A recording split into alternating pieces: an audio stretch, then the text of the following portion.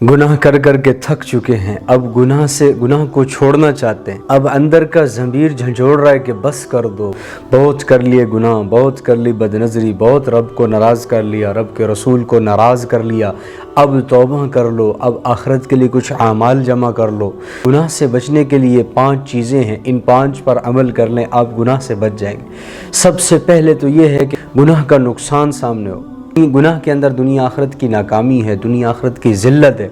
और इस चीज़ को जहन में रखें कि अगर आज मैं गुनाह कर रहा हूँ तो कल क़यामत के दिन रब के दरबार में वो गुनाह जब सब के सामने खुलेगा तो कितनी ज़िल्लत परेशानी होगी वहाँ पर मुझे, और कितनी बेबसी का सामना करने पड़ेगा वहाँ पर मुझे कि मैं गुनाह कर रहा हूँ।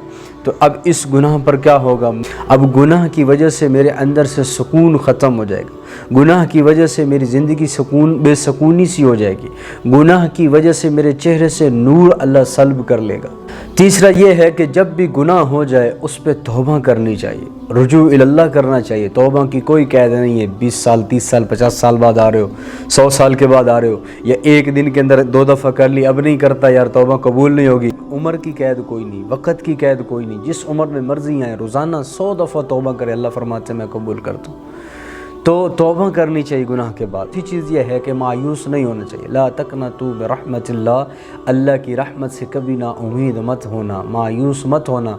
फरमाया अगर किसी को दुनिया के अंदर नक़द अज़ाब दिया जाए तो उस बंदे को जो अल्लाह की रहमत से मायूस हो जाता, तो कभी उसकी रहमत से मायूस नहीं होना चाहिए, ना उम्मीद नहीं होना चाहिए। उसका दर हर वक्त खुला है, जब जिस वक्त आओगे मांगोगे अल्लाह अता कर देंगे। और 5वीं चीज़ ये है कि दुआओं का एहतमाम करना चाहिए। दुआएं आपको रब से मिला देंगी, दुआएं आपको अल्लाह से जोड़ देंगी, दुआओं के ज़रिए आपका रब से ताल्लुक़ बन जाएगा। दुआओं के ज़रिए जब ताल्लुक़ रब के साथ बन जाएगा फिर गुनाह मुश्किल हो जाएगा, गुनाह आपको बोझ लगने लगेगा। गुनाह हो गया, तौबा नहीं करेंगे तो आप बोझ महसूस कर रहे होंगे।